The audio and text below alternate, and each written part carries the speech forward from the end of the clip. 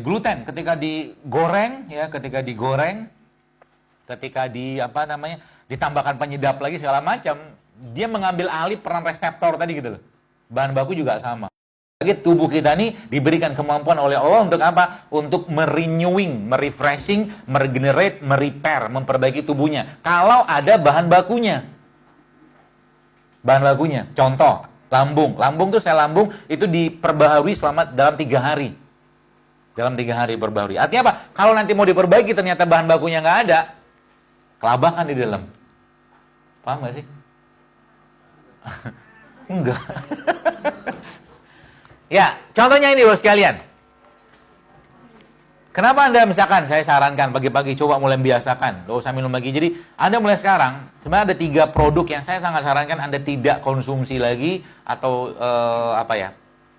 kurangilah kalau memang belum bisa. Yang pertama, gula pasir. Semua jenis gula pasir dan turunannya stop.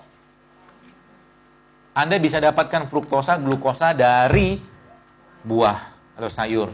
Seperti itu. Yang pertama itu. Yang kedua apa? Produk yang mengandung gluten. Gluten itu mengandung tepung, starch. Yang ketiga apa? Produk yang berbasiskan susu sapi. Satu lagi apa? Ada satu lagi. Dua lagi produk yang diolah dengan menggunakan minyak. Orang tua kita zaman dulu jarang banyak yang digoreng. Karena apa? Minyak sayur, minyak goreng susah. Betul? Terus diapain? Kukus, rebus, kan gitu kan, di steam seperti itulah. Sehingga apa? Mereka fine-fine aja tuh. Ya kita zaman sekarang, semuanya digoreng. Digoreng, pasti akan muncul lemak trans. Trans fats, ya, trans fat seperti itulah. Satu lagi apa? Satu lagi nasi, beras putih. Emang nggak boleh makan nasi? Sebenarnya yang Anda butuhkan nasinya atau karbohidratnya? Karbohidratnya. Kalau Anda sudah sepakat karbohidrat bukan nasinya, maka Anda bisa dapatkan karbohidrat dari sumber yang lain, tidak mesti dari nasi. Masalahnya kalau Anda pengen tetap makan nasi, maka carilah nasi yang masih utuh, whole food. Seperti apa? Beras merah, beras hitam, atau beras yang belum terlalu dicuci atau giling. Sehingga berasnya masih agak-agak kuning. Mereka sebutnya beras pecah kulit atau beras perang atau beras kuning gitu loh. Kalau memang tetap butuh itu. Kalau saya biasanya sudah mulai mengurangi, bahkan kalau pada makan pun kadang-kadang pakai lauk doang, nggak pakai nasi. Kenapa? Karena ngerti konsepnya dan akan jauh lebih enak badannya, bagus sekalian. Termasuk ini ya, jadi kayak simple doang ya, lemon water ya, air jeruk nipis ya. Apa orang sakit mah boleh minum beginian? Justru ini obat. Saya malah justru kasih ini kepada banyak orang-orang yang kena sakit mah. Dengan catatan dibikin manis aja, kasih madu. Ya, apalagi Anda tambahkan dengan garam, sedikit garam. Apa yang Anda dapatkan? Banyak sekali, dan banyak banget orang-orang yang kasih tahu ke saya setelah minum ini, efek yang dia dapatkan itu bukan cuma sekedar dapat probiotik atau enzim doang, tapi dia bisa meningkatkan sistem imun karena kan enzim. Apalagi dia bisa memperbaiki pencernaannya, dia membersihkan liver, kemudian memperbaiki nyeri di sendi seperti itu, sama bisa turun berat badannya asal tidak banyak makan yang tadi saya katakan. Saya nyebutnya sih oplosan. Jadi kalau kita mau menilai status kesehatan kita saat ini seperti apa, gampang. Simpel banget. Ini Bapak Ibu nanti bisa, teman-teman bisa menelaah kira-kira saya tuh kategorinya apa nih. Yang pertama, kalau seandainya nih, misalkan Anda atau kita lah punya mobil mewah, ya miliaran lah misalkan. Pertanyaannya, kalau mobil ini kita milikin, bahan bakar yang kita akan masukkan apa? Saya kasih pilihan, premium atau Pertamax. Pertamax kan? Pertamax Plus, kalau bisa mah Aftur sekalian. Mobilnya miliaran lah gitu kan. Sederhana kok, tapi dari sini kita bisa nilai. Nah, kalau kita bandingkan ya, kondisinya adalah dengan badan kita. Kalau ditanya mahalan mana badan kita sama mobil tadi, semua akan menjawab mahalan badan kami, kan gitu. Pertanyaannya saya balik. Bahan bakar yang kita masukkan dalam tubuh kita apa? Saya kasih 3 pilihan, premium, Pertamax, sama oplosan. Jujur aja deh. Oplosan kan? Kalau Anda mengatakan, wah saya Pertamax, saya tanya berapa porsi sayur dan buah yang Anda makan tiap hari? Berapa banyak air Anda minum tiap hari? Gitu loh. Jadi kita bisa nilai dari situ, sehingga apa? Muncullah keluhan sebenarnya. Akhirnya tubuh kita tuh ngeluh. Ngeluh kenapa? Harusnya dia repairing, dia punya detox cleansing sendiri, tapi kadang nggak ada bahan bakar. Kadang nggak ada bahan bakar. Itu kata kuncinya. Ya. Jadi mulai sekarang perbaikilah itu semua ya. Ini beberapa tips sebenarnya ya. Tapi ini agak-agak ini aja deh. Jadi kalau boleh saya katakan ini obat kita di sini. Obat kita tuh di sini. Dari mana? Dari buah dan sayuran. Kenapa? Saya pribadi tipikal yang tidak mengkultuskan herbal. Kenapa? Karena ngerti bahwa yang namanya herbal atau tumbuhan, semua yang Allah ciptakan di atas tanahnya, kena sinar matahari, pasti dia berpasangan. Dan menariknya lagi ternyata, semua ikatan-ikatan gen dalam tubuh kita itu berada pada kondisi alkali yang sangat tinggi, yaitu pH di atas 9-10. Itu ada jurnalnya, ada penelitiannya. Ya, apa imbasnya nanti saya jelaskan. Bagaimana Anda bisa memperbaiki itu semua sehingga nanti secara pada tingkat gen pun kita bisa perbaiki itu. Ya, jadi obat itu seperti apa? Ya sesuatu. Jadi gini, konsepnya kita memang bukan ngobatin, tapi kita mengembalikan keseimbangan. Baik, teman-teman mungkin tahu ada satu jenis obat kolesterol namanya statin. Tahu? Yang mereknya banyak tuh, Lipitor gitu-gitu, atau golongan statin. Ada beberapa jenis statin, atorvastatin, rosuvastatin, simvastatin, macam-macam statin. Statin itu ngapain dia? Jadi kalau kita lihat, ini kolesterol. Kolesterol itu bahan baku hormon yang ada pada semua kelenjar-kelenjar itu. Ketika di cut off bagian atas, di stop di bagian atas, maka apa yang terjadi? Yang terjadi adalah supply hormon atau kolesterol tadi itu akan bermasalah ke semua organ. Itu sebabnya obat-obat jenis kolesterol sekalipun itu kalau Anda baca side effect-nya, dan ini disampaikan juga oleh FDA Amerika Serikat, orang di Amerika itu bahwa memang obat-obat golongan statin itu bisa meningkatkan resiko kena penyakit jantung, serangan jantung. Kenapa? Karena dia meng-cut off ya jalur hormon yang harusnya disuplai dengan si kolesterol tadi gitu. Solusinya gimana? Kembalikan, jangan musuhin kolesterolnya. Beneran kolesterol dengan cara apa? Bantu dengan puasa, kasih kolesterol yang baik sehingga dia bisa balance lagi. Simple sebenarnya. Kolesterol yang baik contohnya apa? Yang the best yang boleh saya katakan adalah medium unsaturated fatty acid atau MUFA. MUFA itu mengandung omega 9. Ada di mana? Zaitun. Di mana lagi? Ada di alpukat. Salah satunya. Di mana lagi? Ada di VCO. Jadi pola pikirnya gitu-gitu. Jadi Anda memberikan herbal itu pun nanti cuma sekedar tambahan. Tapi yang Anda kerjakan adalah Anda mendetok tubuhnya sendiri dengan cara apa? Dengan cara menyuplai bahan baku yang bagus untuknya dan mengikuti bagaimana pola Nabi. Pola Nabi seperti apa? Salah satu tadi saya katakan, tidak terlalu banyak makan. Jelas ya?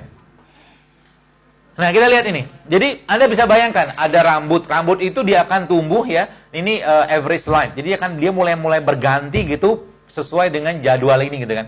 Misalkan kita lihat apa ya? Liver. Liver itu 300 sampai 500 hari. Ya, intestinal, epithelial cell. Jadi ini intestinal itu usus. Dia akan diubah atau mungkin diganti selama 5 hari. Pertanyaannya, mau ganti kayak apa kalau seandainya bahan bakunya bermasalah gitu. Sekarang Anda akan mulai paham kenapa sekarang banyak kasus autoimun. Banyak. Lupus, artritis reumatoid, segala macam. Gara-gara apa? Gara-gara untuk mengganti mereka ini, sel-sel yang rusak tadi, tubuh tidak punya bahan baku. Tubuh nggak punya bahan baku gara-gara apa? Gara-gara manusianya nyampah tiap hari. Kebayang ya? Seperti itu. Ya. Jadi, real medicines come from the earth. Jadi, obat yang benar tuh ada di alam, bukan dari lab. Begitu. Ya, itu udah Allah tumbuhkan. Yang tumbuh di tanahnya Allah, dapat sinar mataharinya Allah, itulah obat sebenarnya. Dan mereka semuanya berpasangan. Jadi kalau kita lihat di sini misalkan ini salah satu contoh. Ini daging itu 400 kalori di segini nih. Nggak penuh lambungnya, cuma sudah cukup berat. Tapi kalau 400 kalori vegetable, sayur udah penuh, Pak, Bu. Jadi Anda udah kenyang duluan sama sayurnya. Apa yang terjadi? Karena dia full serat, full enzim, full vitamin semua, dia akan memperbaiki, dia akan menjadi bahan baku ke tubuh kita tadi gitu lah. Meskipun tidak ada penelitian, tapi mungkin ini cukup unik kalau mungkin kita lihat. Bapak Ibu, Tahu, masih tahu lah. Singa makannya apa? Daging. Kenapa makan daging? Karena gigi taringnya banyak, kan gitu. Manusia, giginya berapa? 32. Taringnya berapa? Sisanya? Baru nih 2. Sisanya 28 gigi seri sama gigi geraham. 28 gigi serinya, 28 adalah gigi seri dan gigi geraham. Gigi seri sama geraham fungsinya apa? Untuk mengunyah, mencampur, mengaduk, mengolah. Yang diolah, dicampur, diolah, diaduk seperti apa? Pastinya bukan sesuatu yang berasal dari hewan. Betul? Sebuah nabati. Artinya ada 85% yang dia kelola di situ. 15% sisanya apa? Gigi taring. Yang dikoyak, dirobek apa? Protein hewan. Artinya ada perbandingan 85% sampai 15% dibanding 15%. Artinya apa? Kalau kita melihat pada keunikan ini sebenarnya kita tuh nggak boleh sering-sering makan daging tiap hari. Betul? Kecuali gigi Anda taring semua. Iya kan? Makanya harimau makanya daging. Kucing makannya apa? Kucing karena zaman susah, jadi dia kasih kerupuk mau, tempe mau gitu kan. Kucing sekarang jauh lebih tawaduk daripada kucing zaman dulu. Nah, jadi apa yang perlu dihindari? Jadi saya akan kasih tip beberapa. Apa yang perlu dihindari? Sudah saya jelaskan tadi. Yang pertama, semua produk yang berbasiskan gula Anda hindari. Apapun bentuknya. Jadi mulai sekarang kalau minum teh jangan pakai gula. Dan yakinlah Anda sudah cukup manis tanpa gula. Yang pertama, produk yang berbasiskan gula. Contohnya apa? Itu di meja tuh. Ada tepungnya? Ada. Ada gulanya? Ada. Ada minyaknya? Komplit. Tapi sunnahnya di depan makanan kita nggak boleh menghina. Nabi itu kalau mau makan, makan aja. Puji enggak, caci enggak. Gitu loh. Jadi kalau Anda sudah ngerti konsepnya, ya kalau nggak mau makan, gak usah makan. Gak usah makan dan gak usah ngomong. Ini nggak sehat nih, nggak sehat, nggak usah. Dia punya nyawa juga makanan tuh. Ya, tapi kalau biasa saya datang kemana-mana ngisi-ngisi kajian gitu, panitia udah tahu. Kalau nyajiin Dr. Zaidul, jangan kasih gorengan karena tidak akan dimakan. Gitu. Ya. Yang kedua, produk gluten. Gluten ini bersihkan tepung. Nabi punya nggak tepung? Ada. Nabi itu ada tepungnya, namanya talbina. Nanti mau Ustaz Katur tuh hadir. Ya. Talbina. Dia termasuk whole wheat. Jadi gandum utuh kalau kita bilang tuh. Talbina itu merupakan gandum utuh sehingga dia masih ada bagian-bagian enzimnya gitu loh. Beda sama beras zaman sekarang. Ya, itu yang kedua. Ya. Kemudian apa lagi? Yang ketiga adalah cow dairy, dairy cow. Jadi semua produk yang berbasiskan pada susu. Dan kalau boleh saya katakan, semua masalah perempuan zaman sekarang, biang keroknya ini 2 nih. Nomor ini sama ini. Yang nomor 2 sama nomor 3 itu biang keroknya itu. Kenapa? Parah banget. Bukan parah lah artian itu memang benar-benar saya kemarin dapat bapak-bapak yang mengikuti lah beberapa pola-pola yang saya ajarkan kepada dia dan dia bilang waktu dilihat ususnya itu memang ngeri banget waktu dilihat gluten yang berlebihan, gluten tuh. Ya, gluten tuh terutama berbasiskan tepung ya. Contohnya apa ya? Gorengan tadi. Kebayang nggak Anda makan cilok tuh kayak apa jadinya tubuhnya? Cilok, cireng gitu kan? Berat banget tuh dicerna, apalagi yang bersangkutan jarang makan buah dan sayur. Berat sekali dicerna. Belum lagi dia bisa mengubah suasana flora normal di usus gitu kan. Dengan kemampuan mereka untuk kamuflase kalau orang-orang nutrisi bilang gitu loh. Ya, ini salah satunya. Kenapa saya menyuruh Anda untuk menyetop makan gula pasir? Sekarang saya tanya, Anda perlu diam lah dikit. Ribut banget. Anda butuh gula pasirnya atau Anda butuh karbohidratnya? Nah, kalau Anda butuh karbohidratnya, maka Anda bisa aja makan buah, terus minum teh tawar. Manis kan? Sama-sama manis. Dan gulanya bisa Anda ganti dengan apa? Ya dengan madu, dengan gula aren, gula kelapa, gula apa lagi itu, stevia seperti itu. Asal jangan gula pasir. Dan banyak produk yang terselubung yang pakai gula pasir, yang banyak orang nggak sadar. Udah banyak glutennya, banyak gulanya lagi. Habis itu mulai ngantuk-ngantukan. Kan nggak ada enzimnya coba. Apalagi digoreng. Ya, seperti itu. Jadi, yang pertama apa? Ketika orang itu makan gula, maka dia sudah kecanduan. Bahkan saya pernah baca itu, gula itu 8 kali kecanduannya lebih kuat daripada kokain. Gula pasir. Kalau nggak makan gula, nggak bisa dia. Sakau kalau kita bilang tuh. Kalau bahasa mereka tuh craving for sugar. Kemudian apa lagi yang terjadi? Gula pasir tadi, ya, gula darahnya akan meningkat, dan dopamin dirilis. Dopamin itu salah satu hormon yang bikin bahagia. Tapi dia disebabkan kala ini gitu loh. Kemudian apa yang selanjutnya terjadi adalah terjadi peningkatan insulin. Ya, yang menyebabkan ketika insulin naik, maka dimasukkanlah si fat tadi ke dalam tempat penyimpanan yang biasa di liver. Makanya kalau bahasanya itu, it's not fat that makes you fat, but it's sugar. Bukan lemak yang membuat kita berlemak, tapi gula. Ya, jadi kalau boleh saya minta saran, bukan minta sih, request, mulailah kurangi makan gula pasir, apapun bentuknya. Ya. Yang terjadi apa? Ketika sudah mulai kayak begini, maka dia akan ini lagi craving. Craving itu kayak orang sakau. Sakau pengen makan yang manis, tapi karena udah keadiktif, kecanduan, maka dia mintanya gula. Ya, termasuk nih tepung tadi ya. Nih produk seperti ini. Enak-enak kan? Enak.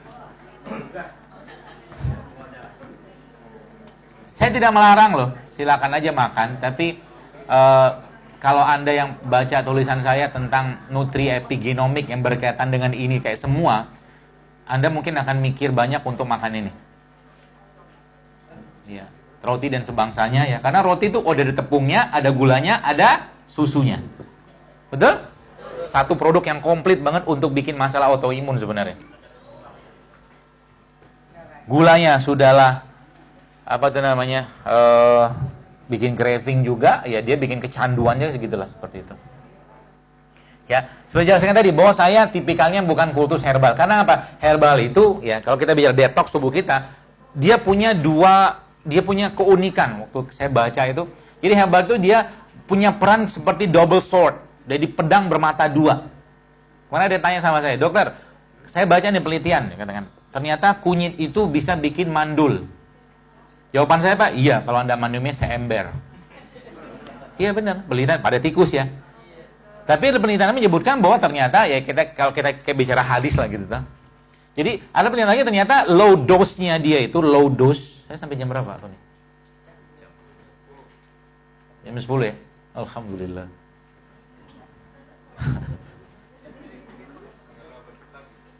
10 menit lagi cukup lah. Lalu Ustaz Katu udah datang. Itu yang lebih penting. Saya malu lucu-lucuan aja. Jadi low dose herbs itu akan bisa berperan sangat efektif.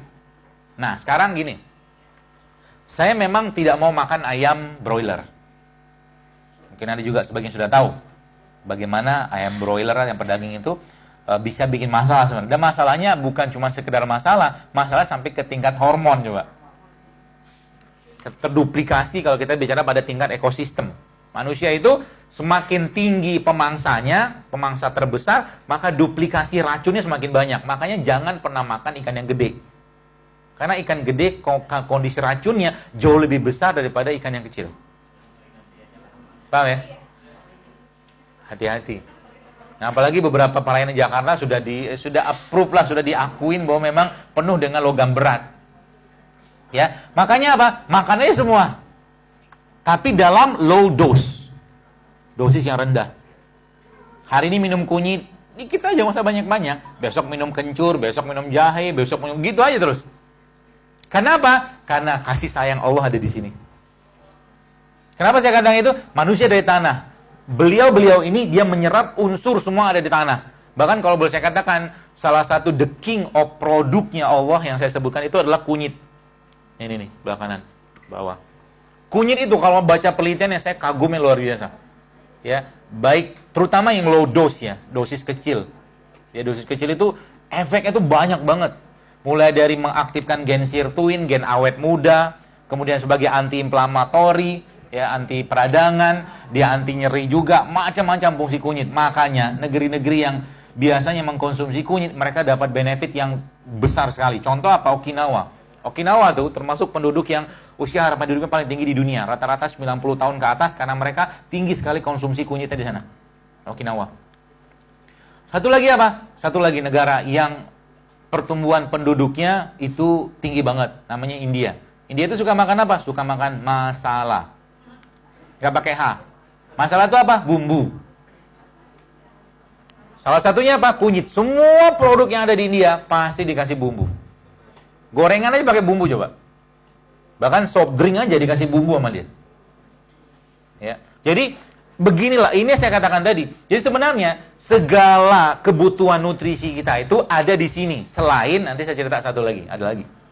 Fungsinya apa? Dia bukan fungsi cuma sekedar fungsi batuk, bukan. Dia menyeimbangkan kondisi dia itu, mendetoks segala macam. Catatannya apa? Jangan banyak makan. Jadi tubuhnya terus menerus berada dalam kondisi detoks. Ya, seperti itu. Dan bagaimana Nabi mengajarkan kepada kita semua? Ini proses namanya difusi osmosis. Difusi itu perpindahan larutan dari larutan yang lebih pekat ke larutan yang lebih cair gitu loh. Bagus nggak prosesnya? Bagus. Makanya kalau Anda pernah baca tulisan saya, kalau makan buah itu makanlah sama kulitnya, sama bijinya, sama semuanya. Emang bisa? Bisa. Caranya gimana? Caranya cemplungin buah itu dalam air. Maka akan terjadi proses difusi dan osmosis itu, dan semua bahan yang ada pada buah tadi akan larut dalam air tadi. Dan itu diajarkan Nabi ya dengan satu konsep namanya nabis, air rendaman kurma itu. Makanya Anda minum nabis itu kan makan biji kurma juga kan? Karena kurma cemplungin situ. Dengan konsep seperti itu, maka seluruh kebutuhan nutrisi atau seluruh bahan nutrisi yang ada pada buah dan sayur tadi itu akan terserap semua dalam airnya. Dan itulah konsep yang, salah satu konsep terbaik itu konsep fermentasi. Konsep fermentasi. Kenapa jadi fermentasi? Karena buah ketemu air, atau gula ketemu air pasti fermentasi. Dan fermentasi is the king of probiotik. Fermentasi. Probiotik itu kuncinya adalah pada fermentasi. Ya, salah satunya ya. Jadi, bagaimana caranya kita membuat probiotik sini? Gampang, saudara. Semua, tapi tidak boleh banyak-banyak karena kalori lagi. Jadi, Anda kalau makan buah, contoh misalkan Anda makan apel atau pepaya, saya biasa suka pepaya tuh. Pepaya saya potong-potong, terus saya kasih sedikit saja madu. Sedikit aja. Itu akan jadi probiotik yang sebenarnya kalau Anda makan begitu, udah bisa kenyang sampai sore. Kenyang. Karena dia akan membongkar lagi cadangan-cadangan energi yang ada pada tubuh kita. Dan kalau boleh saya katakan, salah satu kemahamurahannya Allah adalah gini. Contoh gini Pak Buselem, saya suruh Anda, sebelah ada manusia sakit. Sakitnya itu perlu makan 10 jenis daun dari 10 jenis pohon setiap hari. Sulit nggak? Sulit. Sulit kan? Pasti sulit lah. Gak usah khawatir. Allah sudah punya teknologinya. Teknologi Allah, dia benamkan dalam satu makhluk ciptaannya namanya lebah. Sehingga lebah itu fungsinya ngapain? Dia ambil, diwahyukan sama dia ambil saripati, bla bla bla tadi, dimakanlah oleh manusia. Dan memang lebah itu didesain untuk menciptakan atau membuat madu untuk manusia. Maka di dalam madu itulah terdapat kasih sayangnya Allah. Bahasa gitu. Apalagi ya, jadi madu berapa banyak minumnya? Oh, usah banyak-banyak. Saat itu 1 sendok, 2 sendok, gitu-gitu aja. Tapi rutin. Karena asam amino di situ, protein di situ, enzim di situ, ya. Probiotik semua ada di situ. Ya. Apa saja misalkan, saya senang banget tuh ada kan mau dikasih ke pembicara kayaknya tuh. Bingkisannya, kayaknya. Saya berhusnuzon, iya. Ada itu tuh, ada sarang lebah. Sarang lebah. Itu sebenarnya sehat, sepertinya sehat-sehat semua. Apalagi tadi mungkin saya lupa, saya belum jelasin ini. Nih, kenapa Nabi SAW atau apa hikmah Nabi itu kalau makan kurma sama semangka? Ternyata ikatan besi yang ada pada kurma itu akan optimal banget fungsinya ketika dia bercampur atau terikat dengan vitamin C. Jadi makanya Nabi makan kurma sama semangka. Kalau nggak ada semangka, Anda minum jeruk aja, minum jeruk atau makan jeruk. Maka besi tadi, dan tidak boleh berlebihan juga. Kurma boleh nggak makan? Boleh, tapi jangan sekilo sehari. 7 butir udah cukup. Jadi apa-apa yang Nabi sampaikan atau Allah sampaikan dan ada janji di situ, minta janji itu sama Allah. Maksudnya gimana? Contoh, Nabi bilang, makalah kurma ajwa 7 butir 1 hari. Meskipun berlaku kurma secara umum, katanya begitu. Tapi kalau kurma ajwa secara spesifik, Nabi mengatakan bahwa makan kurma ajwa 7 kali, 7 butir pagi hari, maka dia dilindungi Allah dari sihir sampai sorenya. Makan tuh kurma. Makanya kalau ditanya, kapan yang terbaiknya ibu-ibu hamil atau menuju hamil makan kurma? Dari awal kandungan sampai mau melahirkan, makannya kurma. Tiap hari. 7 aja tapi. Jangan banyak-banyak. Hanya 7. 5 menit lagi, pas. Ya, jadi kalau kita bicara tentang minuman kayak begini, ya ini saya katakan tadi. Ada penelitian yang menyebutkan bahwa ternyata ikatan gen-gen tubuh kita itu berada pada lingkungan yang sangat basah. Saya agak bingung juga, kok basah banget. Bahkan disitu disebutkan antara pH 9 sampai 10. Ya. Maka saya mikirnya ini bagaimana cara menjaga ini semua. Ya mau tidak mau kalau Anda bisa minum air alkali silakan, tapi kalau tidak ada air alkali maka Anda minumnya atau mengkonsumsinya air yang Anda cemplungin buah dan sayur ke situ. Maka pH-nya akan berubah jadi alkali. Ini akan memaintain si gen-gen tadi, ikatan gen tadi.